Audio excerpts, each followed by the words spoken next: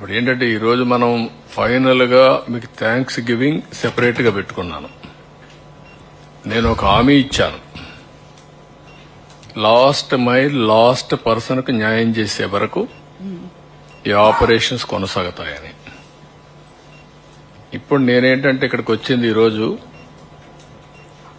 Phase 1 లో beneficiaries కి అందరికి రిలీజ్ చేసిన తర్వాత ఇక్కడ ఎక్స్ట్రాడినరీ వర్క్ చేశారు. నేను ఒక్కడనే కాదు, టీమ్ యాజ్ సచ్. ఒక 10 రోజులు 11 రోజులు నేను 100 days లో నేను టైం స్పెండ్ చేసింది మానిటర్ చేసుకుంటున్నాను. ఏ యాక్టివిటీకి ఎంత స్పెండ్ చేశానని.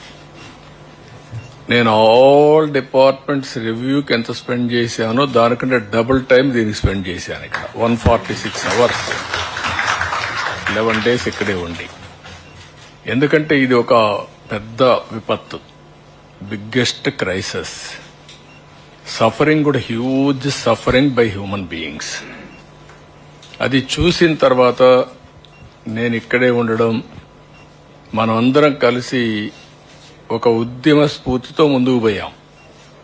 ఎప్పుడు కూడా సమస్య ఒక హ్యూజ్ సమస్య వచ్చినప్పుడు, అది కాకుండా నేను చాలా సమస్యలు చూశాను. ఈవెన్ సింగరేణి కాలరీస్ లో అండర్ గ్రౌండ్ మైన్స్ పడిపోయినప్పుడు ఒక 25-30 మంది చనిపోయారు. ఇంకా ఎక్కువే అనుకుంటాను, నెంబర్ నాకు కరెక్ట్ గా జ్ఞాపకం లేదు. 5-6 కిలోమీటర్ల కేబుల్ లోపలికి, గని లోపలికి వెళ్ళాను నేను. మా ఆఫీసర్స్ వద్దన్నారు. లేదు సార్, అది డేంజర్ గా ఉంది, ఎక్కడన్నా అది కూడా మళ్లీ కొలాప్స్ కావచ్చు, precautions you should not go అన్నారు. I said no, I have to go. I have to create confidence. నేను పోకపోతే రేపు రాబోయే రోజుల్లో ఎంప్లాయీస్ ఏ విధంగా లోపలికి వెళ్తారు పనిచేయడానికి, what is the safety you are providing అని వెళ్ళాను.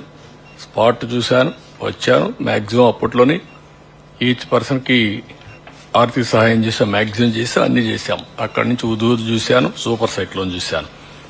కానీ అన్నింటికంటే ఇది డిఫరెంట్ డైమెన్షన్.